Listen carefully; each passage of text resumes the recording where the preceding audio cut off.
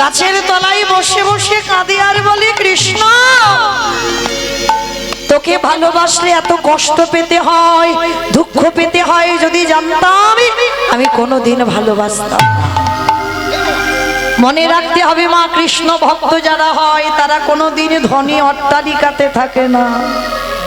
তাকিয়ে দেখেন জমিদার লালা বাবুর দিকে। বড় লোক বলা ভুল হবে, জমিদারি ত্যাগ করে কৃষ্ণ পাবার লালসায় একটা কথাই সংসার ত্যাগ হয়ে গেল। বাবুজি বেলা যে যা, বাসনায় আগুন দেবে না বাবুজি। বাবুজি গো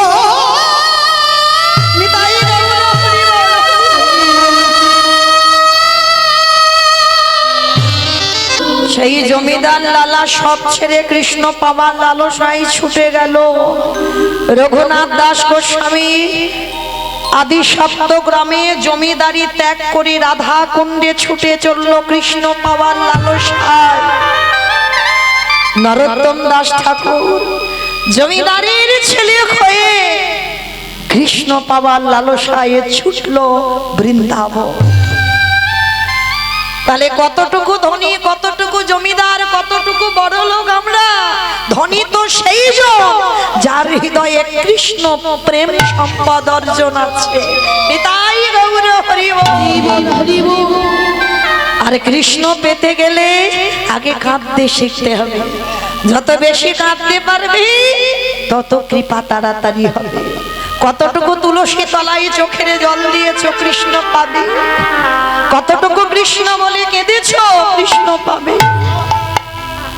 আজকের সেই ছোট ছেলেটা গাছতলায় কাঁদছে, বাবা মার মৃত্যু হলো, যে বুড়ি মা মানুষ করলো সেও চলে গেল, অনাথ হয়ে গেল।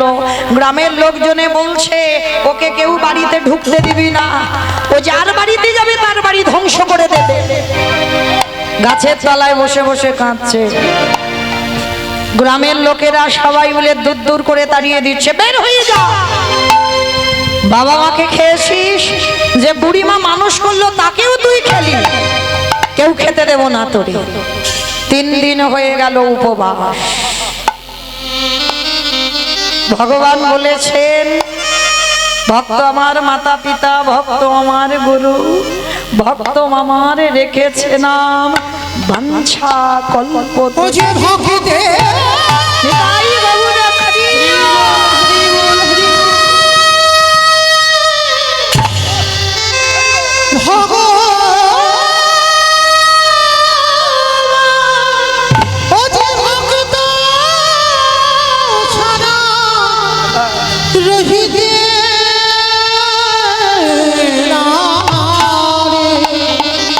তাই তো যুগে যুগে ভক্তির কাছে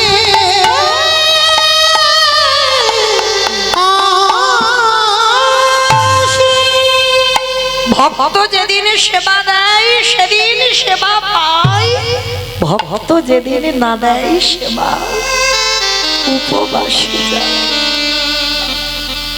আজকের ছেলেটা 3 দিন খাইনি, আমার ভগবানেরও 3 দিন খাওয়া হয়। দেয় বলে তো খাওয়া হয়, আর না দিলে খাবে কি? দিচ্ছে না, খাওয়া হচ্ছে না। ভগবান একটা বৈষ্ণব সেজে লাঠি ঠুকতে ঠুকতে এসেছে, এই ছেলে দুটো খেতে দিবি? হায় রে, যে নিজের পেটের ভাত 3 দিন জোগাড় করতে পারিনি তার কাছে ভগবান দাঁড়িয়েছে।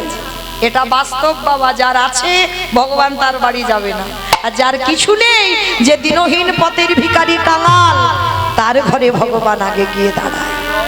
তো আজকের যেই না গিয়ে দাঁড়িয়েছে, তো ছোট্ট ছেলেটা বলছে, হায় হায় হায় হায় গো, আমি নিজে 3 দিন খাইনি, আমি তোমারে খেতে দেব কি? সে কি রে, ভগবান জানো না জেনে জেনে না জানার ভান করছে। শোন, তুই তো 3 দিন খেতে পাসনি, একটা কাজ কর, ওই দূরে দেখা যাচ্ছে রামানন্দ স্বামীর আশ্রম, যা আজকে থেকে ওই রামানন্দ স্বামীর আশ্রমে তুই থাকবি। ছোট্ট ছেলেটার আনন্দ, ছুটতে ছুটতে গিয়ে গুরুচরণে আছাড় খেয়ে পড়েছে। গুরুদেব বলে উঠলেন, আরে পা ছাড়, পা ছাড়, পা ছাড়। আরে কে তুই, কোথা থেকে এসেছিস? এতটুকু ছেলে দুধের বালক, নাম কি, থাকিস কোথায়, বাবা মাকে, বাড়ি কোথায়? অনেক প্রশ্ন। ছোট্ট ছেলেটা একটাই উত্তর, আমি অনাথ। ও, এই জন্য আমার পা দুটো জড়িয়ে ধরলি। তো শোন, আমার আশ্রমে থাকতে গেলে তোকে কটা নিয়ম মানতে হবে। বলো গুরুদেব, কি মানবো? শোন, তোকে মুষ্টি ভিক্ষা করতে হবে। কারোর বাড়িতে গিয়ে হাত পেতে কিন্তু কিছু চাইবি না। রাস্তা দিয়ে যাবি, 3 বাড়ি থেকে 3 জন মা দরজা থেকে বেরিয়ে এসে যদি মুষ্টি ভিক্ষা দেয়, সেই মুষ্টি ভিক্ষা করে আমার প্রভুর জন্য তুই রন্ধন করে দিবি। পারবি? পারবো, পারবো গুরুদেব। তবে মনে রাখবি, যেদিন ভুল করবি, অন্যায় করবি, সেদিন আমি তোকে গলা ধাক্কা দিয়ে আশ্রম থেকে বের করে দেব। দিন যায়, মাস যায়, বছর যায়। দেখতে দেখতে ভগবান মনে মনে ভাবলো, আর একটু যাচাই করতে হবে, দেখতে হবে ও আমার ভক্ত না আমার নকল। দেখি একবার। ভগবান ডাক দিল, পবন দে, বরুণ দে, ইন্দ্র দে, তোমরা এমন করে ঝড় বৃষ্টি তোলো যেন ও ছেলে আর বাইরে বেরোতে না পারে। তবে মনে রেখো, যেন আমার ভক্তের অঙ্গে আঘাত না লাগে। প্রচুর ঝড় বৃষ্টি, বজ্রপাত, বড় বড় গাছ ভেঙে ভেঙে পড়ছে। সেই সময় গুরু রামানন্দ ডাক দিয়েছে, এই ছেলে, এখনো বসে আছিস? মুষ্টি ভিক্ষায় যাবি না? গুরুদেব, গুরুদেব, এই ঝড় বৃষ্টি, কত মেঘাচ্ছন্ন আকাশ, মনে হচ্ছে কত রাস্তা অবরোধ হয়ে গেছে, কে আমাকে দেখতে পাবে, কে আমায় ভিক্ষা দেবে? দূর হয়ে যা। আমি তোকে বারবার বলেছিলাম আমার কথা অবজ্ঞা করবি না, মুষ্টি ভিক্ষা করে দিতে হবে। যাচ্ছি, যাচ্ছি গুরুদেব, আমি এক্ষুনি যাচ্ছি। ওই ঝড় বৃষ্টি মাথায় করে নিয়ে ছেলেটা বেরিয়ে পড়লো। কিন্তু যখন আকাশে প্রচুর ঝড় বৃষ্টি হয়, কোনো মা কি ঘর থেকে বাইরে বেরোয়? বেরোয় না। সারা গ্রাম ঘুরলো, কোনো মা মুষ্টি ভিক্ষা দিল না। ছেলেটা মনে মনে চিন্তা করলো, ওই তো জমিদার মার বাড়ি, ওই মা তো রোজ আমার ডাকে, আমি যাই না, কিন্তু গুরুদেব তো আশ্রমে আছে, গুরুদেব কি আমায় দেখতে পাবে? যাই, আমি ওই জমিদার মার কাছ থেকে কিছু চাল ডাল চেয়ে আনবো। এটাই হলো ছেলেটার জীবনে সব থেকে বড় কাজ। কারণ ও ছেলে বুঝতে পারলো না যে গুরুদেব রামানন্দ স্বামী যোগী পুরুষ। আশ্রমে থাকলে কি হবে? ধ্যানা যোগে বসে ত্রিনয়নে সব দেখতে পেয়ে যায়। জমিদার মার কাছ থেকে চাল ডাল এনে রন্ধন করে গুরুদেবের হাতে তুলে দিল। গুরুদেব যেমন ভোগ লাগায় আজও লাগিয়েছে। দরজা বন্ধ করে গুরুদেব বাইরে সেরে ধ্যানস্থ হয়েছে। প্রতিদিন গুরু রামানন্দ দেখে যে শিষ্য বসে বসে আমার ভগবান প্রসাদ পাচ্ছে, কিন্তু আজকে ধ্যানা যোগে দেখলো আমার ভগবান আসনে বসছে না। কি ব্যাপার? আমার প্রভু আসনে বসছে না কেন? ও, মনে হচ্ছে আমার সেবায় কোনো ত্রুটি হয়েছে। ডালাটা বের করে এনে বাদ দিয়ে নতুন করে পারস সাজিয়েছে, আবার নিবেদন করেছে, আবার ধ্যানা যোগে বসেছে। ভগবান প্রসাদ পাচ্ছে না। প্রশ্ন করলো রামানন্দ স্বামী, এত বড় সাধক ছিল, প্রভু আজকের আসনে বসে তুমি প্রসাদ পাচ্ছ না কেন? দৈববাণী বলল ভগবান, রামানন্দ তুই প্রতিদিন মুষ্টি ভিক্ষা দিস বলে আমি তোর আশ্রমে প্রসাদ পাই, কিন্তু আজকে তোর শিষ্য ঘোর অন্যায় করেছে।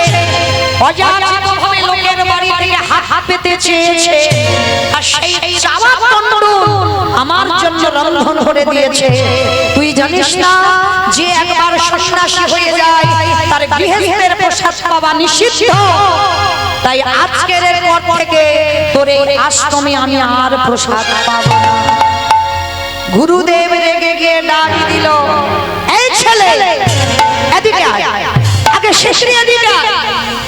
ছোট্ট বাচ্চা এসে বলছে, গুরুদেব, গুরুদেব আমায় ডেকেছো, সত্যি করে বল তুই মুষ্টি ভিক্ষায় গিয়েছিস? আর দেখবেন বাবা যারা ছোট বাচ্চা তারা মিথ্যাটা আগে বলে না, সত্যি আগে বলে ফেলে। ছোট্ট বাচ্চা বলে উঠল, গুরুদেব গুরুদেব জানো এই মেঘাচ্ছন্ন বৃষ্টি পড়ছে, আমাকে তো কেউ মুষ্টি ভিক্ষা দেয়নি। আর জানো গুরুদেব আমি এক জমিদার বাড়িতে গিয়ে আমি অনেক চাল ডাল এনেছি, আর যা এনেছি আমাকে এক সপ্তাহের ভিক্ষায় যেতে হবে না। অপদার্থ, তোর এত বড় স্পর্ধা, তুই গুরু বাক্য লঙ্ঘন করেছিস, গুরুদেবের ভজন নষ্ট করেছিস, গুরুদেবের ভজন থেকে সরিয়ে দিয়েছিস। আমি এই মুহূর্তে বেরিয়ে যা, আমার আশ্রম থেকে তুই এক্ষুনি বেরিয়ে যা। গুরুদেব গুরুদেব আমি বুঝতে পারিনি গুরুদেব, বিশ্বাস করো আমাকে তাড়িয়ে দিলে আমি কোথায় থাকবো, আমার তো কেউ নেই, আমি কোথায় যাব, কি আমায় দুটো খেতে দেবে? বেরিয়ে যা, যেদিকে দু চোখ চাই সেই দিকে চলে যাবি। পা ছেড়ে দে, পা ছেড়ে দে, পা ছেড়ে দে। মারল এক পায়ের লাথি, এত জোরে লাথি মেরেছে মা, ছেলেটার পিঠে খড়মের চিহ্ন পড়ে গেছে। ভালো করে অনুভব করবেন মা, কত জোরে লাথি মারলে তবে একটা বাচ্চার পিঠে খড়মের চিহ্ন পড়ে। তবু পা ছাড়ছে না। গুরুদেব আমাকে মারো, আমাকে মেরে মেরে ফেলে দাও, কিন্তু গুরুদেব তুমি যদি তাড়িয়ে দাও আমি কোথায় যাবো? আমি কার কাছে যাব, কার কাছে থাকবো? তুমি বলে দাও। তবে রে পা ছেড়ে দিতে বলছি, লাথি মারলাম তবু যাবি না। বেশ, তবে শোন ছেলে, গুরু বাক্য অমান্য করার অপরাধে, আমার কৃষ্ণ ভজন নষ্ট করে দেওয়ার অপরাধে, আমার ভজন নষ্ট করে দেওয়ার অপরাধে আমি তোকে অভিশাপ দিলাম। এই মুহূর্তে তোকে অভিশাপ দিলাম, এর পরের জন্মে তোরে যেতে হবে একটা মুচির ঘরে। শুধু মুচির ঘরে নয়, অভিশাপ দিলাম এই মুহূর্তে তোর জন্ম হয়ে যাচ্ছে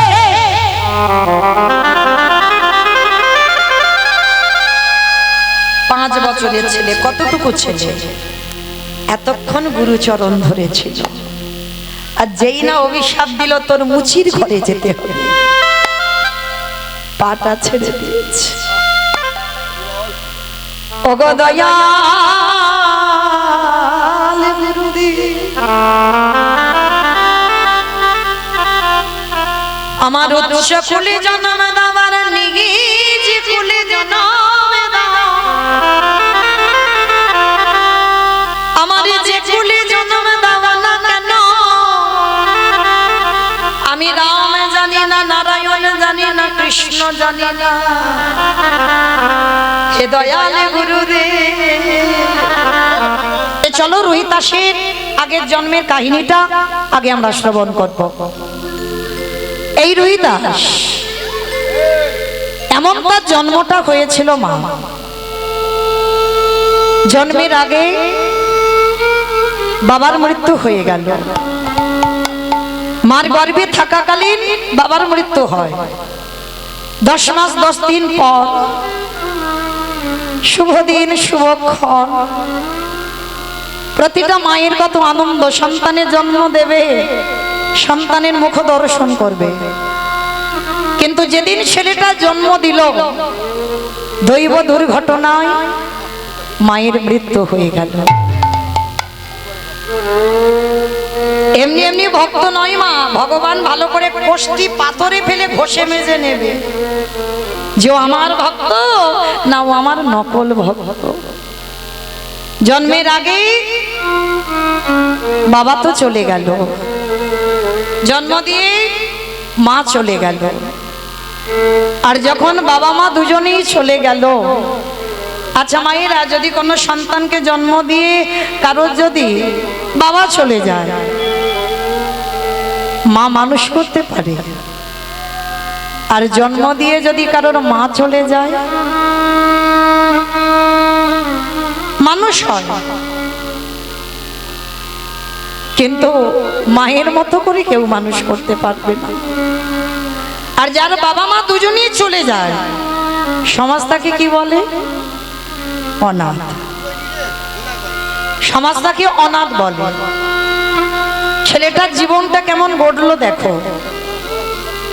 দৈব দুর্ঘটনায় বাবা তো চলে গেল, জন্ম দিতে গিয়ে মাও চলে গেল। গ্রামের লোকজনেরা মায়ের দেহটা নিয়ে শ্মশানে গেল, একদিনের বাচ্চাটাও শ্মশানে নিয়ে গেল। গ্রামের লোকজনেরা বলা বলি করছে, হ্যাঁ রে দিদি, এর বাবা নেই, মাটা তো চলে গেল, তাহলে সন্তানটাকে তুই নে। এ বলে তুই নে, সে বলে তুই নে। কেউ নিতে চাইছে না। কেন জানো? বলে ছেলেটার লক্ষণ ভালো নয়। ও যে বাড়িতে যাবে সে বাড়ি ধ্বংস করে দেবে, ওর লক্ষণ ভালো নয়। আর যার বাবা মা থাকে না, যার জীবনে ঘটেছে, সে জানে তার কি দোষ।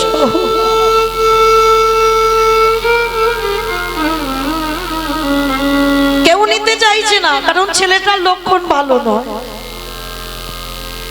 তা গ্রামের লোকজনেরা বললো, একটা কাজ করি আই দিদি, ওকে শ্মশানে ফেলে আমরা পালাই, চল। শিকাল কুকুরে ছিঁড়ে ছিঁড়ে খাই খাক, আমরা তো আর দেখতে যাব না। ছেলেটাকে শ্মশানের বেদিতে রেখে একদিনের বাচ্চা মায়ের দাহ কাজটা দেখলো। আর একদিনের বাচ্চা, তার বিবেক বুদ্ধি দর্শন কিছু শক্তি থাকে না। মায়ের দাহ কাজ হয়ে গেল। বাচ্চাটা অলক্ষণে বলে কেউ নিতে চাইল না। সবাই ওই শ্মশানের বেদিতে বাচ্চাটাকে রেখে চলে গেল। কিন্তু মা রাখে হরি মারে কি, আর মারে হরি রাখে কে? ভগবান যদি নেবে বলে তবে তো নেবে, আর ভগবান যদি বলে নেব না, রাখবো তাকে, হাজার মারলেও তাকে কেউ মারতে পারবে না। ভগবান পরীক্ষার জন্য সারা রাত বৃষ্টি, এতটুকু বৃষ্টি থামেনি মা, সারা রাত প্রবল বেগে বৃষ্টি, ঝড়। শ্মশানের বেদিতে পুটলি জড়ানো বাচ্চাটা পড়ে আছে। সারা রাত বৃষ্টিতে ভিজেছে বাবা, গলা দিয়ে কোনো আওয়াজ বেরোচ্ছে না, শুধু ছিঁচি করে আওয়াজ হচ্ছে। আছে মা এরকম পাশানি মা, কত বাচ্চা, ছোট ছোট বাচ্চাদের ফেলে চলে যায়। কত বাচ্চাদের নর্দমায় ফেলেও দেয়। বহু বহু মা জগতে আছে, কিন্তু বাবা তারা ভাবে না তাদের অন্তিম দশাটা কি হবে। মনে রাখতে হবে, শুধু জন্ম দিলে তো মা হয় না। মনে রাখতে হবে, আমি জন্ম দিয়েছি সন্তান, তার মানে আমি মা না। জন্ম দিলে মা নয়। অনেক মাওরা আছে বাবা, তারা রাক্ষসী, দানবী, বোঝা যায় না। তো আজকের ওই একদিনের বাচ্চাটাকে শ্মশানে ফেলে গ্রামের লোক চলে গেল। আর ওই গ্রামের এক বুড়ি মা ভিক্ষা করে খায়, যার কিছু ছিল না। সে ভোরের বেলা ভিক্ষায় আসছে, আর শ্মশানের মাটি থেকে ওই একটা কান্নার আওয়াজ আসছে। তা বুড়ি মা মনে মনে ভাবলো, যাই, আমার মনে হয় শ্মশানে কেউ কাঁদছে, কিন্তু আবার ভয়, মনে হয় কোনো ভূত বেদনির আওয়াজ টাওয়াজ হবে। কিন্তু বুড়িমার তো কেউ ছিল না, অত ভয় ডয়ও ছিল না। বুড়িমা প্রবেশ করলো শ্মশানে, আর গিয়ে দেখে না একদিনের একটা বাচ্চা সবে নারী ছেদন করা, পুটলিতে জড়ানো পড়ে আছে। সারা রাত বৃষ্টিতে ভিজেছি, গলায় কোনো আওয়াজ নেই। পাখির বাচ্চাদের যেমন একটা চিচি করে আওয়াজ হয়, ওইভাবে আওয়াজ।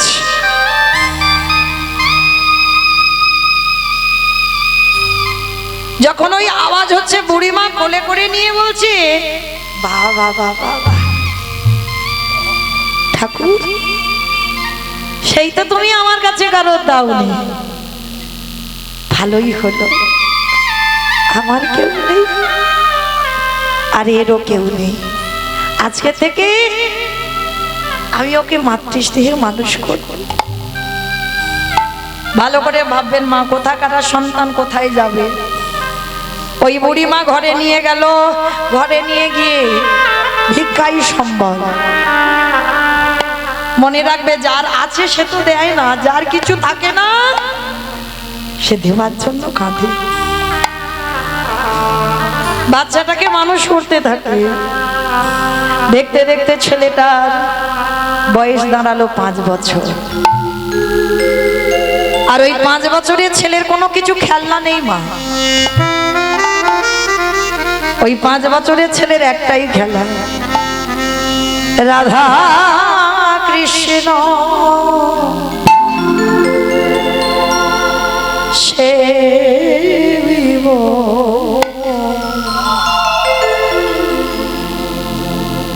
পারলাম না তো মা আমাদের ছেলেদের মানুষ করতে। আমাদের ছেলেদের কত কিছু খেলনা, আবার একটা মোবাইল দিলে যেন ভালো হয়।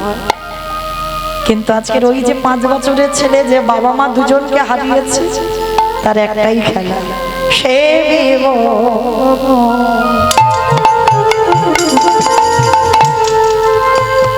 জীবনে মা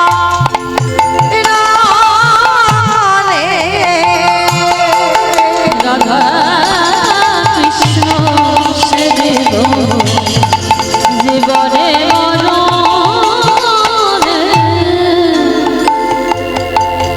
ওগো যে স্থানে লীলা করে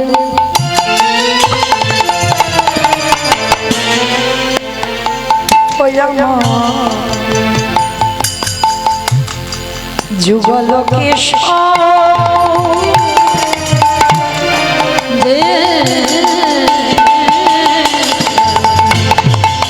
লীলা করে যুগল সখীর সঙ্গিনী হইয়া, সখীর সঙ্গিনী হইয়া তাহের গো রাধা কৃষ্ণ সেবিব জীবনে মরণে। রাধা কৃষ্ণ সেবিব জীবনে মরণে। আজ বৃন্দাবনে নিত্য নিত্য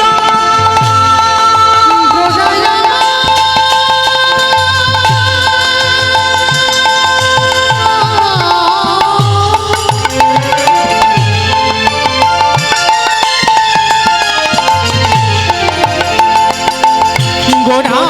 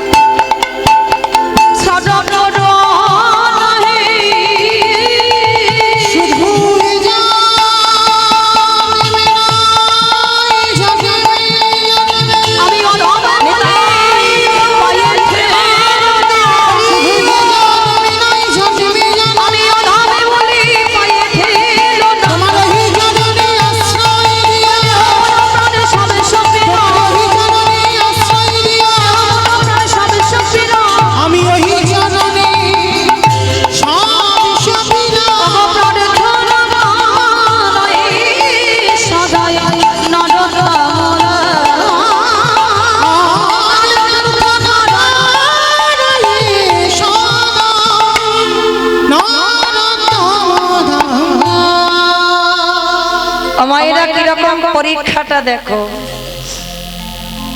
ছেলেটার তো বাবা মাটাকে কেড়ে নিল, 5 বছর বয়স হলো, বুড়িমা মানুষ করলো। 3 দিনের জ্বরে বুড়িমার মৃত্যু হয়ে গেল। যেই না লোকের বাড়ি খাবার জন্য গেছে, ছোট্ট ছেলেটা সবাই মিলে দূর দূর করে তাড়িয়ে দিচ্ছে। এই, বাবা মার প্রাণটা খেয়েছিস, যে বুড়িমা মানুষ করলো তারও তুই খেলি, আবার আমাদের বাড়ি তো খেতে এসেছিস, কেউ খেতে দেব না। দূর দূর করে তাড়িয়ে দেয়। একটা গাছতলায় বসে বসে কাঁদছে। দয়াময়, আমি বুঝতে পারিনি গো, তোমায় যারা ভালোবাসে, তোমায় যারা ভক্তি করে, তোমায় যারা সেবা করে, তাদের এমনি ঘুরে কাঁদতে হয়। শুনে নাও মা, আমরা জগতে অনেক নারীরা আছি যারা সন্তান জন্ম দিয়ে প্রথম সন্তান মারা যায়। আমরা অনেক অনেক এই গ্রামাঞ্চলের মায়েরা বলি, সে নারীর মুখ দেখা মহাপাপ। ও নারী নাকি কোনো শুভ কাজে লাগে না। ও নারীর মুখ দেখে কোথাও গেলে আমাদের যাত্রা শুভ হয়ে যায়। কেন না, ওর প্রথম গর্ভে সন্তান নাই। এটা গ্রামাঞ্চলের মানুষদের একটা ধারণা আছে মা। কিন্তু এইবার আপনারা বিচার করে দেখেন, যিনি বিশ্বের স্রষ্টা মালিক ভগবান, তারই মা সচিমা প্রথম কোলেই তো 8টা মেয়ে মরে গেল। বড় ছেলে এলো বিশ্বরূপ, অদ্বৈত আচার্যের সঙ্গে টোলে পড়তে গিয়ে বাবা দক্ষিণ ভারত গিয়ে সন্ন্যাসী হলো। 10ম গর্ভে নিমাই এলো, সেই নিমাইও 24 বছর বয়সে নিমাই চলে গেল সর্বত্যাগী সন্ন্যাস। তাহলে এইবার আমাদের জানার বিষয় বাবা, ভালো করে এই জায়গাটা মন দিয়ে শুনবেন। এই যে ভগবানের মা আপনাদের আমাদের মতো মা নয়, ভগবানের মা হয়ে বাবা তার কেন 10-10টা সন্তান সন্ততি চলে গেল? একটা দুটো হলে নয় মানা যেত, 10-10টা ছেলে মেয়ে, একটাও কেউ কোলের কাছে রইল না মা বলে ডাকার মতো। তাহলে অপরাধটা কি এমন করেছিল ভগবানের মা, যার জন্য একটা সন্তান মা বলার মতো রইল না? একটা কথা মনে রাখবে মা, কাঁদালে কাঁদিতে হয়, এ কথাটা মিথ্যা নয়। এই কথাটা খুব গুরুত্বপূর্ণ কথা। আপনারা আমরা মানতে চাই না, বিশ্বাস করি না, কিন্তু তুমি যদি জীবনে কাউকে না কাঁদাও, তোমার কাছে তোমার জীবনে তো কান্না রিটার্ন আসবে না। এই যে মা দেখবেন, জগতে আমরা অনেকে দুঃখে আছি, অনেকে সুখে আছি। আর যারা দুঃখ পাচ্ছে, কষ্ট পাচ্ছে, জ্বালা যন্ত্রণা পাচ্ছে, অন্যের ঘাড়ে দোষ চাপাচ্ছে, বলে অমুকের জন্য আমার জীবনটা বরবাদ। না, চরণ ধরে আমি হরিবাসরে দাঁড়িয়ে বলে যাই, জীবনে কোনোদিন কারোর নামে দোষ চাপিয়ে দিও না। তোমার জীবনে যদি তুমি যদি জীবনে কাউকে কষ্ট না দাও, তোমার জীবনে কষ্ট আসবে না। এটা আসতে পারে না, এটা কোনোদিন হতে পারে না। যার জন্য ভগবান নিজের মায়ের দ্বারা শিক্ষা সমাজকে দিয়েছে। 8টা মেয়ে মরে গেল, বড় ছেলে চলে গেল, ছোট ছেলে নিমাইও চলে গেল। কেন? তাহলে ভগবানের মা সচিমা নিশ্চয়ই কাউকে কাঁদিয়েছিল। কাকে কাঁদিয়েছিল বাবা? এই কার কথা জানতে গেলে আমাদের একটু যেতে হবে ত্রেতা যুগ। ত্রেতা যুগে যেদিন বাবা ভরত জননী কইকেয়ী মা, রামচন্দ্র 14 বছরের জন্য মনে যাবে আর ভরত হবে রাজা।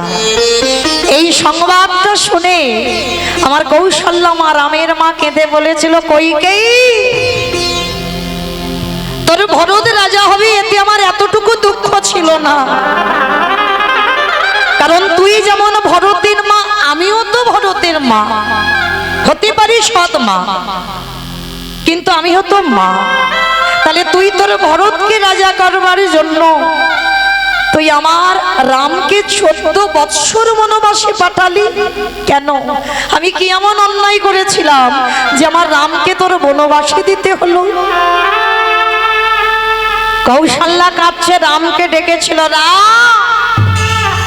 রাম, তোর বিমাতা কইকেয়ী তোকে 14 বছর বনবাস দিয়েছে বাবা। তবে আজকে যখন বনবাসে যাবি, যাবার কালে আমাকে একটা কথা দিয়ে যাবি রাম। কি কথা মা? শোন বাবা, এর পরের জন্মে যদি কোনোদিন তুই আসিস, আমার গর্ভে তুই আসবি না। মা, আমি তোমার গর্ভে আসবো না, আমাকে পাবার জন্য যোগীমুনি ঋষি কাঁদে, আর তুমি আমাকে সন্তান রূপে পেয়েও বলছো আমি তোমার গর্ভে আসবো না। আমি কার গর্ভে আসবো? ওরে রাম রে, আসতে যদি হয় তোর বিমাতা কইকেয়ীর গর্ভে আসবি, কিন্তু আসবি বটে, কিন্তু কোনদিন তোর মায়ের স্তন দুগ্ধ পান করবি না। কথা দিয়েছিল মা, তাই হবে। আর সেই ভরত জননী কইকেয়ী পরের জন্মে হয়েছে মা দেবকী মা। আর দেবকী মা যখন কংসের কারাগারে আমার রামচন্দ্র তো কৃষ্ণ হয়ে আবির্ভূত হলো, সেই দেবকীর গর্ভে এলো। আর ভাদ্র কৃষ্ণাষ্টমী তিথিতে ঝড় বৃষ্টি মাথায় নিয়ে বাবা বসুদেব কৃষ্ণকে নন্দালয়ে রেখে এলো। তাহলে এই দেবকীর কারাগারে যারা জন্মাষ্টমী লীলা শুনেছেন তারা জানবেন, প্রথমে বাবা ছটা ছটা সন্তান হয়েছিল। কংস মামা একটা একটা করে নিয়ে আছাড় দিয়েছিল পাথরে। সপ্তম গর্ভে এসেছিল বলরাম, বসুদেবের প্রথমা পত্নী রোহিণীর গর্ভে চালনা করেছিল। অষ্টম গর্ভে এলো আমার কৃষ্ণ, বাবা বসুদেব মাথায় করে নিয়ে মা নন্দরানীর কাছে রেখে এলো। তাহলে হিসাবগুলো মা ঠিক করে রাখবেন। প্রথম জন্মে দেবকী হয়ে 8টা সন্তান চলে গেল। কৌশল্যা নন্দরা রামকে 14 বছর কাঁদিয়েছিল, আর কৌশল্যার অভিশাপে কইকেয়ীকে প্রথম জন্মে 8টা সন্তান হারাতে হলো। প্রভাসযোগ্য লীলার পরে আমার ভগবান কিন্তু কোনো লীলা করেনি, এই লীলাটা শেষ। তার লীলাটা সমাপ্ত করে যখন বাবা গান্ধারী মার অভিশাপে কৃষ্ণের যদু বংশ ধ্বংস হলো, একটা দুটো নয় 56 কোটি যদু বংশ। গান্ধারী কুরুক্ষেত্রের মাঠে হাহাকার করে কেঁদেছিল, কৃষ্ণ আমার কুরু বংশটাকে তুই যেমন ধ্বংস করে দিলি বাবা, আমি তোকে ছেড়ে দেব না, আমার মতো করে তোকেও কাঁদতে হবে। ভগবান কৃষ্ণ হেসে বলেছিল, পিসি বৃথাই তুমি আমার উপরে দোষ চাপাচ্ছ, আমি তোমার 100টা ছেলেকে কেড়ে নেইনি। একটাই কথা মনে রেখো, চোরের ধন বাটপাড়াই নেয়। এটা চলতি কথা বাবা, চোরের ধন বাটপাড়ায় নেয়। পিসি তুমি তো 100টা ছেলে চুরি করেছ, যার জন্য তোমারও সেই ছেলে কটা চুরি হয়ে গেল। আর শুধু শুধু আমার কাঁধে দোষ চাপাচ্ছ, আমি তোমার ছেলেগুলোকে কেড়ে নিয়েছি। কখনো নয়। তুমি কেন ভুলে যাচ্ছ পিসিমা, যেদিন তোমার পাপের ভরা পূর্ণ হবে সেদিন তো ধ্বংস হবেই হবে।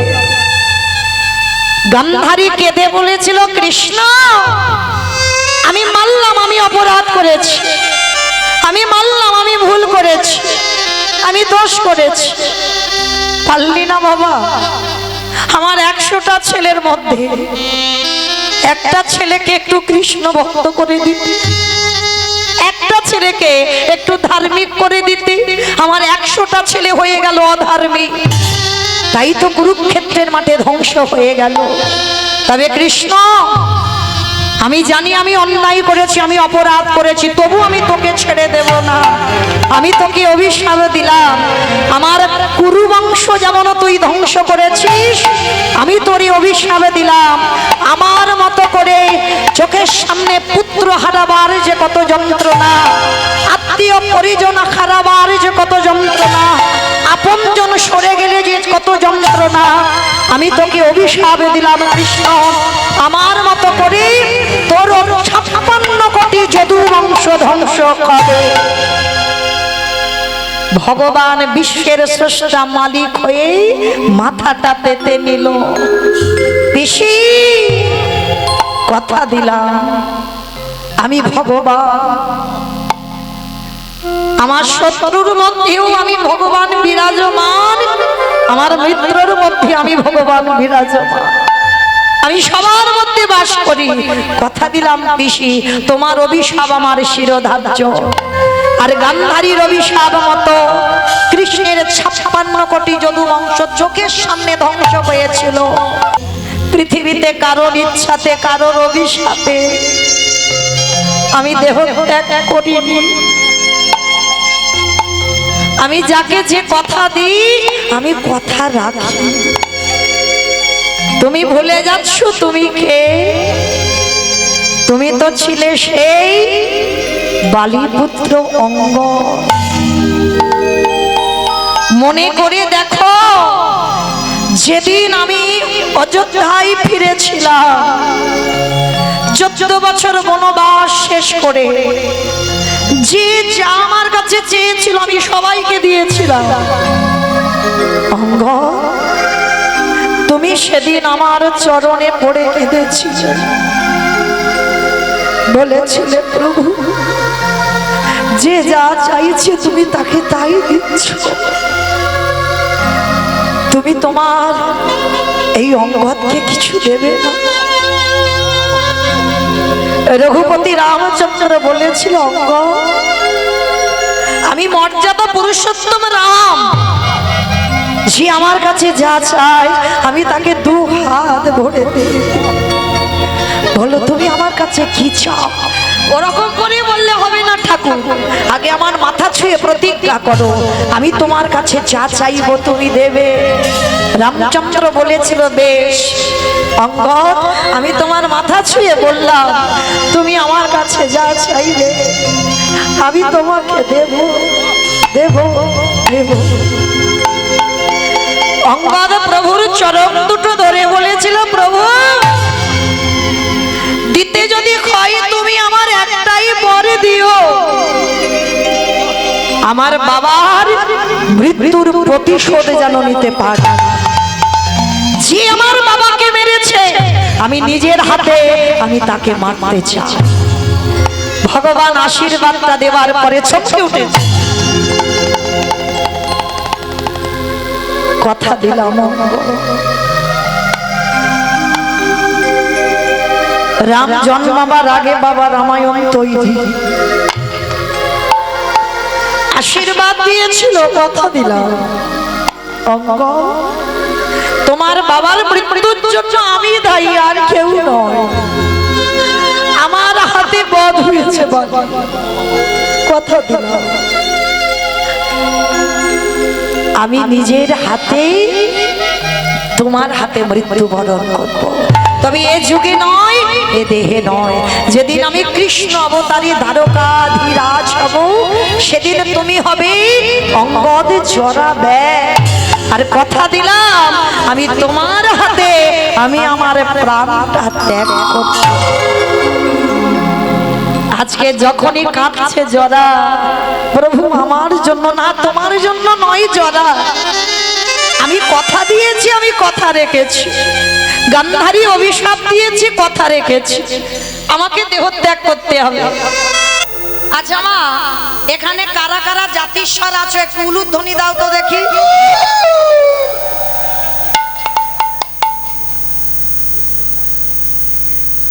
কেউ নাই? কেউ নাই জাতিস্বর? মানে খুব চালাক, খুব বুদ্ধিমতী।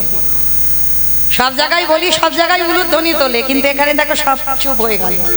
মানে কেউ জাতিস্বর নয়। আগে তো জানতে হবে জাতিস্বর কাকে বলে। যাদের আগের জন্মের কথা সবকিছু মনে আছে তাদেরকে বলি জাতিস্বর। কি গা মায়েরা, মনে আছে কারো? মনে থাকলে কি আর বাঁচত গো? মনে থাকলে আর বাঁচত না। তাহলে চলো, ছেলেটা জন্ম হলো, জন্মাবার পরে জাতিস্বর হলো। আর জাতিস্বর এমন হয়েছে মা, সেই আগের জন্মে গুরুদেব রামানন্দের কথা কিছুতে ভুলতে পারছে না। 12 দিন হয়ে গেল ছেলে শুধু কেঁদে যাচ্ছে। গ্রামের লোকজনেরা এসেছে, ও দিদি ছেলে এত কান্নাকাটি করে, চল না একটু রামানন্দ স্বামীর কাছে নিয়ে যাই। মায়েরা মনে রাখবেন, ছেলেটা মরে হয়েছে রুইদাস, কিন্তু রামানন্দ স্বামীর এখন মৃত্যু হয়নি, রামানন্দ স্বামী জীবিত। তা যেই না রামানন্দ শুনেছে, বৈদ্য কবিরাজ করে যে ছেলের কান্না থামে না, সেই ছেলের বাবা রামানন্দ নামটা শুনে কান্না থেমে গেছে। হ্যাঁ রে দিদি, মনে হয় ছেলেটা রামানন্দ ঠাকুরের কাছে গেলে ভালো হবে, চল চল চল চল। 12 দিন মাত্র বয়স রুইদাসে। আজ বাবা মা কোলে করে নিয়ে ওই গুরু রামানন্দ স্বামীর কাছে গেল। আর রামানন্দ স্বামী ছেলেটাকে দেখেই মাত্র ওই ছেলেটাকে নিয়ে আর বুকে করে নিয়ে বাবা পিঠে একবার হাতটা বুলিয়েছে। আর যেই না বুলিয়েছে সঙ্গে সঙ্গে গুরুদেব চমকে, কে সত্যি করে বল তুই কে? আচ্ছা মা চমকে উঠলো কেন? বেশ বেশ, সেই যে আগের জন্মে গুরুদেব লাঠিটা মেরেছিল, পিঠে লাঠিটার চিহ্ন রয়ে গেছে। ছেলেটাকে ধরে বলছে চল। 12 দিনের ছেলের কানে দীক্ষা মন্ত্রটা দিয়ে দিল। আর দীক্ষাটা দিয়ে গুরুদেব বলছে চলো তোমাদের বাড়িতে তোমার এই রুইদাসকে রেখে। গুরুজি আমরা মুচি, আমরা ছোট যাচ্ছু, মুচি হইয়া সুচি হইয়া যদি কৃষ্ণ ভজ, যদি কৃষ্ণ ভজে সুচি হয়ে মুচি হয়, যদি কৃষ্ণ তেজে। 12 দিনের ছেলের কানে আসল কাজটা করে দিল, আশীর্বাদ দিল। এক মুখে অভিশাপ দিয়েছে মুচি কুলে যাবি, আর এক মুখে আশীর্বাদ দিলাম জগতে যত কৃষ্ণ প্রেম ভক্তি তোর মধ্যে উদয় হোক। সব থেকে বড় শক্তি গুরু আশীর্বাদ পেয়ে গেল। আর যেই না পেল, দেখতে দেখতে বাবা ছেলেটা বড় হলো, দৈব দুর্ঘটনায় বাবার মায়ের মৃত্যু হলো। দেখবে মা, যখন ছেলেরা ছোট থাকে তখন কোনো চিন্তা ভাবনা থাকে না, বাবা মার ঘাড়ে সব। আর বাবা মার মৃত্যুর পর তখন তো কাঁধে বাবা একটা চাপে দায়িত্ব। তার রুইদাসের বাবা মার মৃত্যু হয়ে গেল, কি করে সংসার চলবে? ওমা এবার একটা কথা বলবো, বলি। 1 বছর পরে দেখা তোমাদের সঙ্গে, 1 বছর পাক্কা 1 বছর। আর এই 1 বছরের মধ্যে বাবা কে আপ ডাউন হয়েছে তো জানা নাই। তো যাই হোক, সেই 1 বছর পরে যখন দেখা। আচ্ছা মা একটা কথা বলো, সিরিয়াল টিরিয়াল দেখো তো? হ্যাঁ ওটা একটু আদ্রু চলে আমার হোক, আমি বারণ করিনি। আচ্ছা যারা যারা সিরিয়াল দেখো কতক্ষণ করে হয়? আধ ঘন্টা গোটা হয়, হিসাবে 15 মিনিট হয়, আর 15 মিনিট অ্যাডভার্টাইজ দেয়, তাই তো? আর দেখবে সিরিয়ালটা খুব জমে উঠেছে, কিন্তু মা দেখার ইচ্ছা নেই, দুম করে অ্যাডভার্টাইজ দিল। কিন্তু ইচ্ছা নেই অ্যাডভার্টাইজটা দেখার, কিন্তু দেখতে হবে। কেন? ওই কোম্পানিগুলো সিরিয়ালটা চালাচ্ছে। আমা বুঝছো কিছু? বুঝতে পেরেছো?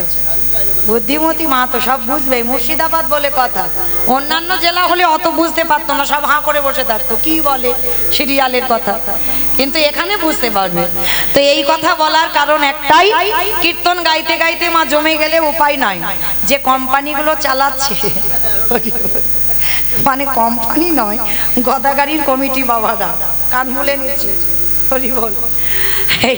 আমার দাদা ভাই বাবা ঠাকুর যারা এই অনুষ্ঠানটা চালাচ্ছেন, তার জন্য অর্থের তো দরকার হবে মা, কারণ এত ভক্ত সেবা শুধু আজকের বলে নয়, এর আগে নামযজ্ঞ হলো, আবার এই কালকের হবে অষ্টকালীন, আজকের আবার এই ভক্তলীলা গৌর লীলা চলছে, কিন্তু কালও এখনো আছে, আবার পরশুকুঞ্জ বর্ণন।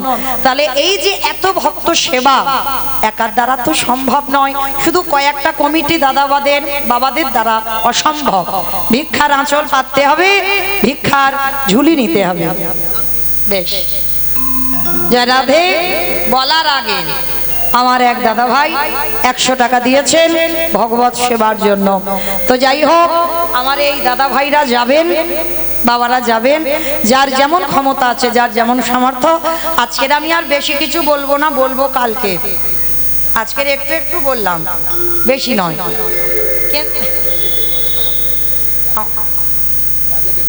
আমি ডাকবো? বেশ। আচ্ছা ও মাইরা, আমি জানি আমায় অনেকে ভালোবাসেন, আবার অনেকে বাসেন না, কিন্তু বেশিরভাগটা বাসেন আমি জানি, কারণ অনেকটা বছর আসছি তো। তো যারা যারা ভালোবাসেন, আমি তো কোনোদিন আসি না ভিক্ষা করতে, তো তো আজকে যাই হোক আপনাদের মতো ভক্ত চরণে এলাম, যার যেমন সামর্থ্য আছে। মানে আমার কাছে এলে তো একটু এই ইউটিউব গুলো চলছে, একটু বেশি বেশি দিতে হবে, নালে একটা কিরকম মতো। যদি একটু কম দাও তাহলে ইউটিউবের এই যে ভাইয়েরা ওরা তো ছাড়বে, তখন বলবে দেখেছো গোদাগাড়িতে অমুকজন ওই মাত্র 10 টাকা 20 টাকা 50 টাকা 100 টাকা, এটা কিরকম ব্যাপার মতো লাগবে।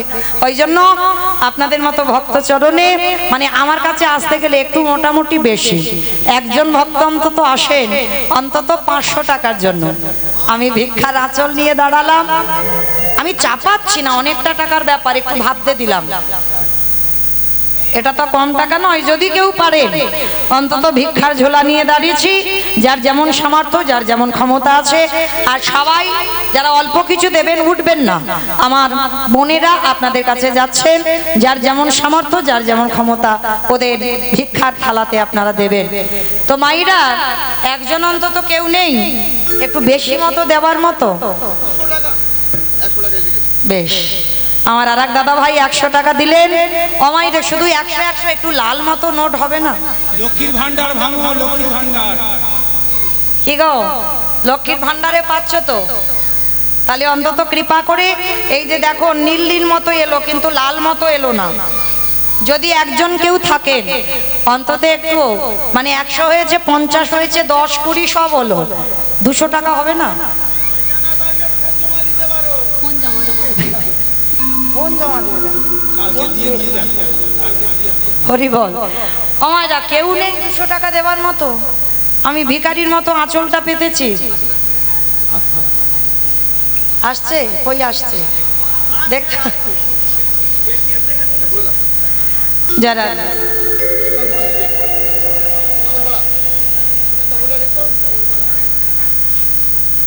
রাধে এত হরে কৃষ্ণ। একটু ঘোষণা করি, সাগরপাড়ার অনুষ্ঠান আপনারা হয়তো অনেকে জানেন, যারা জানেন না তাদের উদ্দেশ্যে ঘোষণা। টাইমগুলো বলতে হবে, নামগুলো বলি, শুধু নাম বলি। যে রাধে 29শে আষাঢ় শ্রীমতী রাধারানী হালদার, শ্রী চন্দন মণ্ডল, শ্রীমতী সমাজশ্রী রায়, শ্রী রাধাপদ ঘোষ, সুরজিৎ বসু, চন্দন মণ্ডল, রাধারানী হালদার। এটা 29 আষাঢ়। 30শে আষাঢ় গাইবে কার্তিক অধিকারী, সমাজশ্রী রায়, সুরজিৎ বসু, রাধাপদ ঘোষ, অঞ্জন উপাধ্যায়, কুমারী গৌরী সরকার, কার্তিক অধিকারী।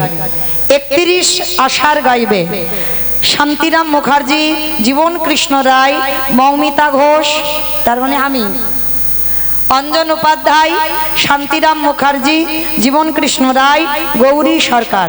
এটা 31 তারিখে। ও রাধে 32শে আষাঢ় আছে, আমি কুঞ্জ বর্ণন পরিবেশন করব ওই সাগরপাড়াতে, মানে ওটা বিশ্বনাথ মন্দিরে 32শে আষাঢ় কুঞ্জ বর্ণনা হবে, আমি গাইব। আপনারা বলেন নিতাই গৌর প্রেমানন্দে হরি।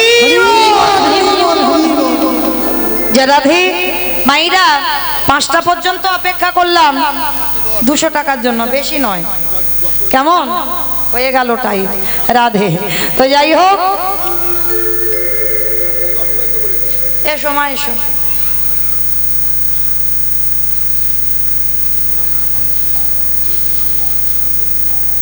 রাধে।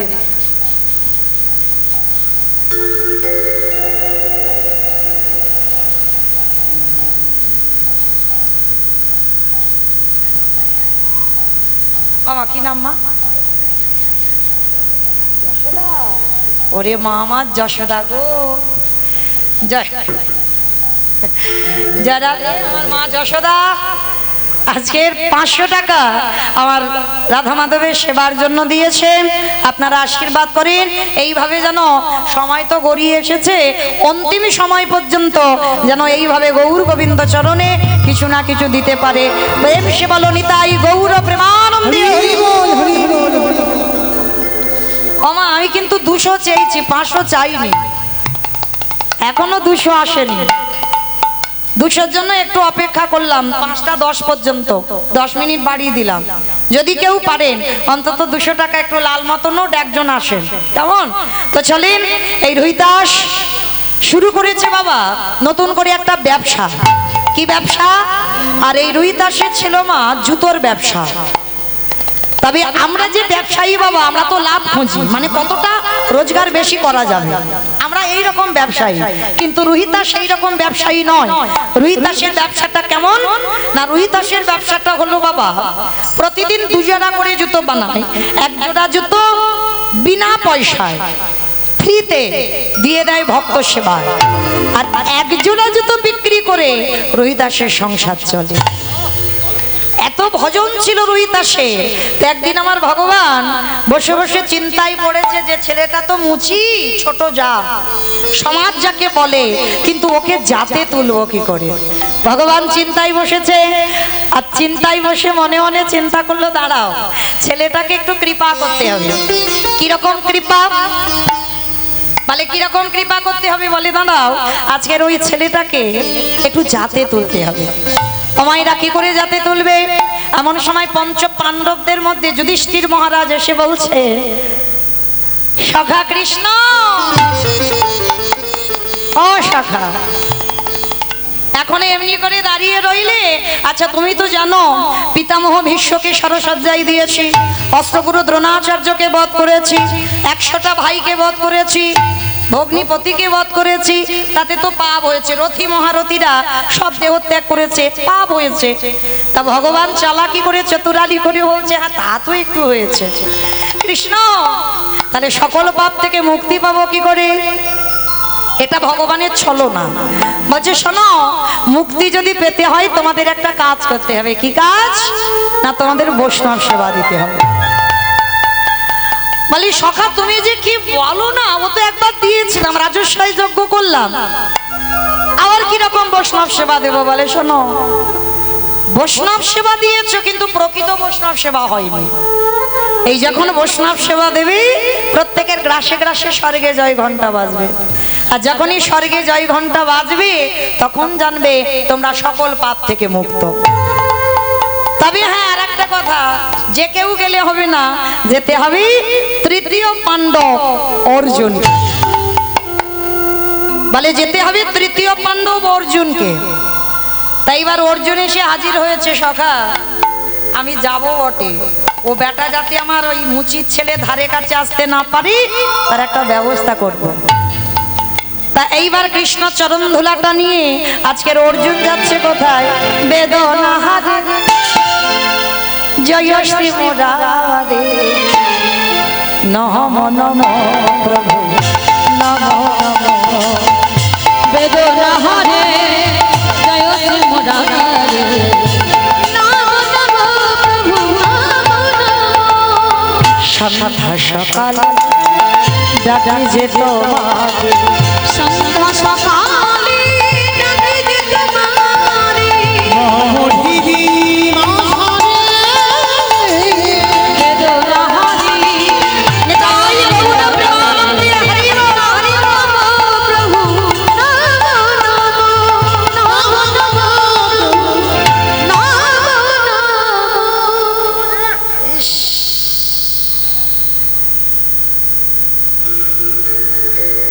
কি গন্ধ গো!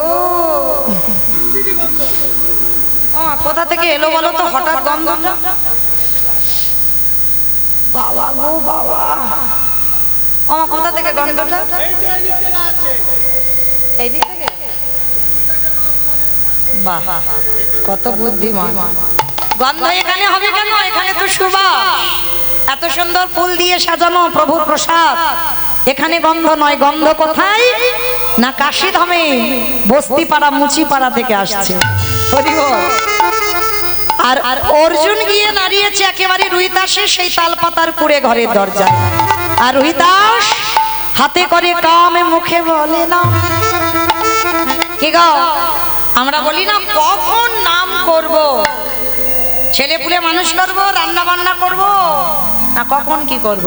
ভগবান বলছে হাতটা দিয়েছে কাজের জন্য আর বদনটা দিয়েছে নাম করবার জন্য। বদন তো কাজের জন্য নয়। তার রুহিদাস বসে বসে জুতো সেলাই করছে, আর তৃতীয় পাণ্ডব অর্জুন এসে বলছে রুহিদাস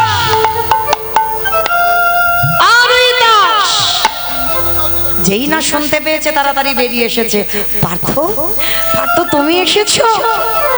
যারে রথের সারথি আমার ভগবান,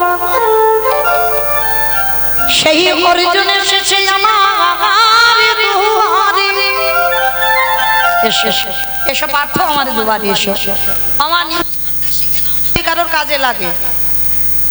এইবার অর্জুন বলছে, শোনো রুইদাস, আমার তো আসার ইচ্ছা ছিলই না, শুধু কৃষ্ণ বলল ওই জন্য আমি এলাম। শুনলাম তুমি নাকি নতুন করে বৈষ্ণব হয়েছ।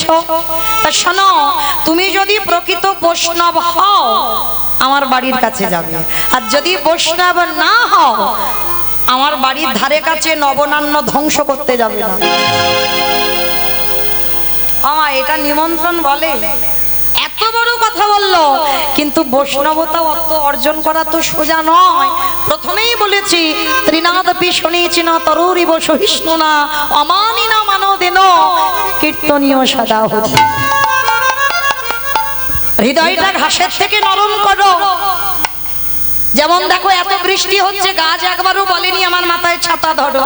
কত রোদ, কত গরম গেল, বলেনি আমার মাথায় ছাতা ধরো। গাছের মতো সহিষ্ণুতা অর্জন করো, অমানিনীকে মান দিতে শেখো। আবার মনে রেখো, কেউ যদি ভুল করে তোমার এক গালে চড়ও দেয়, তুমি আর একটা গাল বাড়িয়ে দিও। তোমার স্বভাব সর্বদা যেন নত ভাব হয়, তৃণ স্বভাব। আজকের ভূতাসের স্বভাবটা দেখো, যেই না হাতটা জড়ো করে বলছে, পার্থ আমি মুচি না আমি বৈষ্ণব সে তো আমি জানি না, সে জানে আমার কৃষ্ণ দয়াময়। তবে আমি যাব, তুমি দুপুরবেলা এলে আমার বাড়িতে একটু স্নান করো, প্রসাদ পাও, তারপরে তো অসম্ভব। আমি ক্ষত্রিয় কুলের ছেলে, আমি তৃতীয় পাণ্ডব অর্জুন, আর আমি কিনা প্রসাদ পাবো একটা মুচির ঘরে? অসম্ভব। রোহিতাস বলছে, পার্থ তোমার সখা কৃষ্ণ আমাকে তো মুচি কুলেই জন্ম দিয়েছে। একটা চামড়ার পাত্রে করে বাবা সরিষার তেল এনেছে, তাই না? বলে কি এটা? বলে দেখো না। বলে তেলটা মাথাতে দাও, স্নান করো, দুপুর বেলা এসেছো। সর্বনাশ! কৃষ্ণ আমাকে কোন নরকে ফেললি বল? এই নরকে কি মানুষ আসে? নাকটা চেপে ধরেছে, জানা গন্ধ, আরো দুর্গন্ধ বের করছে। কৃষ্ণ কেন? তাহলে অর্জুন তুমি মনে করো তোমার রথে সারথি আমি ভগবান, কিন্তু তুমি তো জানো না যত রথ বসিয়াছে, যত দুয়ারে বসিয়াছে, প্রত্যেকের রথের সারথি আমি কৃষ্ণ। তুমি ভুলে যাচ্ছ, শুধু তোমার সারথি নয়, আমি প্রত্যেকের দেহ রথের সারথি। কি গো, সারথিটা আছে বলে রথটা চালাচ্ছে বলে এত দাম, আর যেদিন সারথি এই দেহ রথ থেকে নেমে যাবে, বলি কে বলো বন্ধু, কে বলো বন্ধু, সকল মায়া ছেড়ে চলে যেতে, সকল মায়া ছেড়ে চলে যেতে হবে। এইবার কি করবে মা? উপায় নেই, তেল মাথায় দিতে হবে। তেলটা দিয়ে বলছে, শোনো, তাহলে তেল যখন দিয়েছি এবার জল তো দিতে হবে। জল কই? পার্থ ওই যে দূরে দেখা যাচ্ছে একটা কুয়ো, দেখো ওই কুয়োর উপরে জল, ওখানে জল কাটিয়ে তুমি স্নান করো। যেই না কুয়োর কাছে গেছে বাবা, চারিদিকে বড় বড় পোকা বাইছে। বাবা গো, কি গন্ধ! বড় বড় পোকা বাইছে, আর জানা গন্ধ, দ্বিগুণ গন্ধ বের করছে আমার কৃষ্ণ। এইবার কুয়োর কাছে গেছে,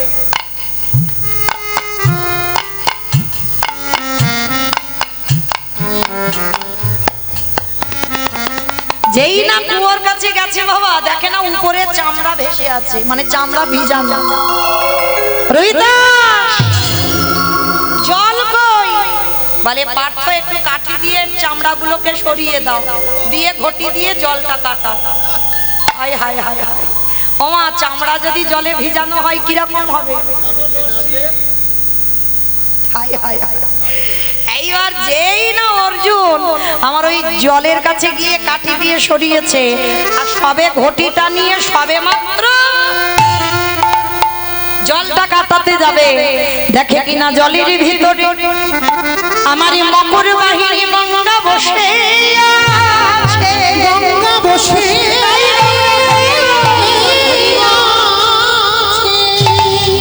মা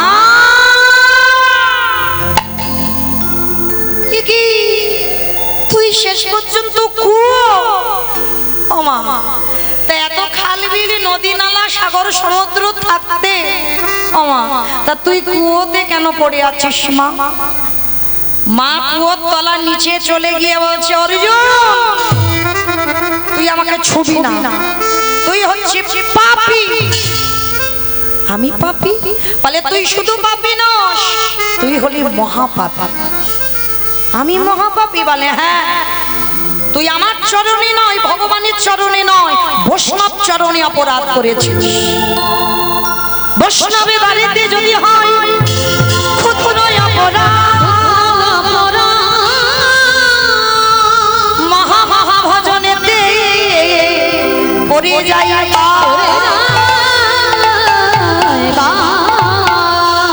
বৈষ্ণবে দেখে যে বানানো মাই মুন্ড, তার মুন্ড পড়ে যায় নরকের কুণ্ড। বৈষ্ণবে অপরাধ করে যে গঙ্গা স্নানে যায়, পতিত পাবনী গঙ্গা তারে রেখে দূরে সরে যায়।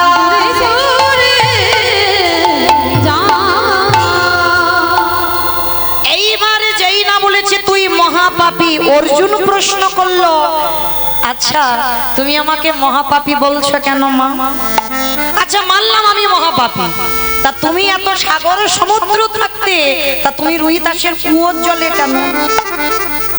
রোহিতাস সব এই জগতে কোটি কোটি মানুষ সবাই অপরাধ করি আমার জলে ডুবি দিতে যায়। কি গো মাইরা গঙ্গা স্নানে যান তো? গঙ্গা স্নানে কেন যান? সারা বছরে যত পাপ কর্ম করেছি সব গঙ্গার জলে ধুয়ে যায়, এর জন্য তো গঙ্গার জলে যান, তাই না? কিন্তু একবারও ভেবেছো আমাদের যত পাপ মা গঙ্গাকে দিয়ে এলাম, আর মা গঙ্গাকে কোথাও ধুতে হবে না? কোটি কোটি মানুষের পাপ, তাকেও তো কোথাও ধুতে হবে, তাহলে পতিত পাবনী গঙ্গা কোথায় ধোবে? অর্জুনকে বলছে, অর্জুন এই কোটি কোটি মানুষের পাপ সাগরে ডুব দিলে ধোয়া যায় না, তাহলে মা সমুদ্রে ডুব দে, বলে তবুও ধোবা যাবে না। খাল বিল নদী নালা পুকুর ঘাট যেখানে যাও না কেন এই কোটি মানুষের পাপ ধোয়া যাবে না। আমি রোহিতাসের কুয়োতে কেন জানিস? সারাদিনে চলে যায় দিনান্তে একবার রোহিতাসের দুটো চরণ আমার বক্ষে তুলে দেয়। আরে রোহিতাস হলো প্রকৃত বৈষ্ণব, আর ওই রোহিতাসের চরণ যুগলে পরশে পেয়ে আমার কোটি কোটি জনমের পাপ ধুয়ে যায় না। ওই বৈষ্ণব পরশে পেয়ে কোটি কোটি জনমের পাপ ধুয়ে যায় না। আস্তে এইবার লক্ষ্য করেন, যেই না অর্জুন বুঝতে পেরেছে নিজের ভুল, রোহিতাসের চরণে গিয়ে ষষ্ঠাঙ্গে দণ্ডবত প্রণাম। রোহিতাস আমায় ক্ষমা করে দাও, তুমি যাবে আমার বাড়ি নিমন্ত্রণ রইল। বলে না যাবো তো তখন আমার বাড়ি প্রসাদ পাও, শাক সিদ্ধ অন্ন, বড় কাঙাল তো প্রসাদ দিয়েছে। অর্জুন বলছে ওইভাবে প্রসাদ পাবো না, আগে তুমি প্রসাদ পাও, তোমার ওই উচ্ছিষ্ট প্রসাদ তুমি একবারে আমায় দাও। ভগবানকে নিবেদন করলে প্রসাদ হয়, আর ওই প্রসাদে যখন ভক্ত সেবা করে ওটা মহা মহা মহা প্রসাদ।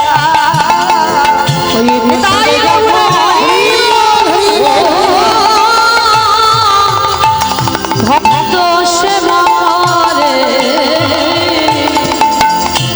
প্রসাদ তখন মহাপ্রসাদ হয়ে যায়। আস্তে এইবার সেবা পেল, অর্জুন নিমন্ত্রণ করে গেল, আরো কাশীধামে বৈষ্ণবদের নিমন্ত্রণ করে গেল। হরি বল। এইবার সমস্ত বৈষ্ণবরা গিয়ে দেখছে বাবা একটা মুচি ছোট জাত, ছি ছি ছি ছি ছি। এই, তোরে কে নিমন্ত্রণ করলো? আমাদের বৈষ্ণব সমাজে বাবা এদিকে বড় বড় বৈষ্ণব, অপরাধ নেবে না, কান মুলে নিচ্ছি। এই বড় বড় বৈষ্ণব মানে বুঝতে পারছো, মানে গলায় তুলসীর ঝাড়, গেরুয়া বাসন, মানে কারো ছোমা টোমা চলবে না। আরে দাঁড়াও দাঁড়াও দাঁড়াও দাঁড়াও, মানে মানুষকে মানুষ মনে করে না, তাদেরকে বলে বড় বৈষ্ণব। হরি বল। কিন্তু মনে রেখো বাবা, এটা আমার মহাপ্রভুর নিয়ম ছিল না। যদি থাকতো বিধর্মী মুসলমান মলয় চাঁদ কাজীকে কোল দিত। বৃন্দাবনে যাবার পথে ঝাড়িখণ্ডের পথ দিয়ে যখন যাচ্ছে, জঙ্গলে পশু পাখি কীট পতঙ্গ, মানে যাকে দেখতে পেয়েছে প্রভু আমার সবাইকে প্রেম দিয়েছে।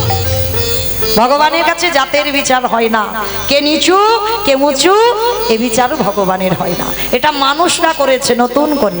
তো আজকে যেই না বাবা বড় বড় বৈষ্ণবরা এসে মুচির ছেলে ঘৃণা করছে, আই দাঁড়া দাঁড়া দাঁড়া দাঁড়া দাঁড়া, তুই বৈষ্ণব? তা তুই যদি বৈষ্ণব হোস তোর পইতে কোথায় দেখা? রোহিতাসের পইতে ছিল না, দেখলেই বোঝাই যাবে না যে বৈষ্ণব। কি বাবা, আমরা তো দেখে মনে করি বৈষ্ণব না, ভগবান চিনবে চরণে, ভক্ত চিনবে নয়ন। একবার কৃষ্ণ নামে যার হৃদয়ে দোলে, একবার কৃষ্ণ বললে যারে দুটো নয়নে বাড়ি ছড়ে, যে জন কৃষ্ণ গানে কৃষ্ণ কৃষ্ণ ছাড়া আনে জানে না, সদাই হৃদয়ে অন্তর বাইরে সর্বদা কৃষ্ণ ভাবনা। হ্যাঁ, তা আজকে রোহিতাসের পইতে নেই, সবাই মিলে জোর জবরদস্তি ধরে যায় পইতে দেখা। রোহিতাস হেসে বলছে, আমার পইতে তো তোমাদের মতো দেখা যায় না, আমার পইতে দেখতে গেলে আমার হৃদয় চামড়াটা কাটতে হয়। এই তামাশা করছিস? দেখাচ্ছি দাঁড়া। ওই নামাবলীটা রোহিতাসের গায়ে আছে, সবাই মিলে মানে জোর জবরদস্তি করে বাবা ওই নামাবলীটাকে টেনে নিচ্ছে, আর ভগবান দাঁড়িয়ে দাঁড়িয়ে মুচকে মুচকে হাসছে। বলে দেখেছো, ও মুচি বলে কত ঘৃণার চোখে দেখছে। বলে দেখাচ্ছি মদা, দাঁড়া। সবাই মিলে জোর করে নামাবলীটা টেনে নিল। আমাইরা পইতে কিসের হয়? লোহার বইতে হয়, মানে ভাবতে পারছি। আর খিচুড়ি স্কুলেও যাই না, সুতো, তাই তো? আচ্ছা সবাই আমরা জানি তো। আজকে যেই না নামাবলীটা কেড়ে নিয়েছে অমাইরা, আমরা জগতে সবাই জানি পইতে সুতোর হয়। আর এই বড় বড় বৈষ্ণবরা রোহিতাসের গলদেশে দেখছে আজ সোনার পইটা ঝলমল করে,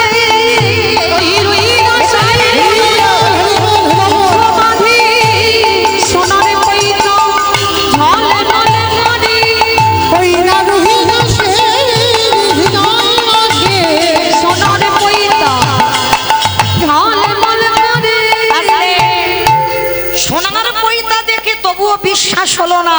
বৈষ্ণব সমাজে একজন বৈষ্ণব মেনে নিল না, সবাইকে বোঝাই ও মুচি ওকে এক ধারে প্রসাদ দেবে, আর এদিকে এদের আলাদা ভাবে দিয়েছে। দ্রৌপদী পঞ্চ ব্যঞ্জন অন্ন বানিয়েছে। আমার ব্যঞ্জন মানে বোঝো, তরি তরকারি, অন্ন মানে ভাত বানিয়েছে, সবাইকে প্রসাদ দিয়েছে। রোহিতাসেরও প্রসাদ দিয়েছে এক ধারে, সেবা পেয়েছে। আর সেবা পেয়ে কি হবে বাবা, সে ঘন্টা বাজে না, কি ছুটে গেল অর্জুন, সখা ঘন্টা বাজলো না কেন? বলে দ্রৌপদী অপরাধ করেছে। কি অপরাধ? যেই না বলেছে দ্রৌপদী অপরাধ করেছে, সঙ্গে সঙ্গে বাবা আমার দ্রৌপদীর কাছে অর্জুন গিয়ে বলছে, সত্যি করে বলে দ্রৌপদী, এই যে রোহিতাসকে সেবা দিতে গিয়ে কোনো দ্বিধা এসেছে? বলে স্বামী অন্য কিছু নয়, আমার একটাই শুধু মনে একটা মনে একটা যেন সন্দেহ জাগলো। কি সন্দেহ? এদিকের বৈষ্ণবরা এরা আলাদা করে প্রসাদ পেল, আর এরা কত বড় বৈষ্ণব, আমি দ্রৌপদী রন্ধন করলাম, আলাদা করে প্রসাদ পেল না। বাবা একটা কথা বলে যাই, বৈষ্ণবতা অর্জন করা সোজা নয়। কোন বিষয়ের প্রতি যেন লোভ লালসা না জন্মায়। যেমন ধরো আজকে যদিও বা এখনো খাইনি, খেয়েছো? প্রসাদ পাওনি তো, এখান থেকে গিয়ে পাবে, কিন্তু আমি পেয়েছি 11টার সময় ঘি, বেগুন ভাজা, ডাল, ঘুগনি আর আলু সিদ্ধ পেয়েছি। আচ্ছা এরা তো পাইনি, আমরা দুজন না তিনজন পেয়েছি। এই কোনটা ভালো হয়েছে? আমার আলু সিদ্ধ। আলু সিদ্ধ। তোরে? ঘুগনি। দুবার খেয়েছে, দুবার। আচ্ছা মা, তিনজন প্রসাদ পেয়েছি, তার মধ্যে একজনের আলু সিদ্ধ, একজনের ঘুগনি, আমার বেগুন ভাজা। আচ্ছা ভালো করে ভেবে দেখেন, যারা বৈষ্ণব হবে ওই যে ঘুগনি, আলু সিদ্ধ, বেগুন ভাজা আলাদা আলাদা করে পেলে হবে না। এই যে বেটা ঘুগনি ভালো হয়েছে বলে দুবার নিয়েছে, এই লোভ যেন না জন্মায়। মানে যা কিছু পাবে সব একসঙ্গে মাখাতে হবে, আর একসঙ্গে মাখিয়ে ভোজনে চ জনার্দন বলি বদনে নিবেদন করো।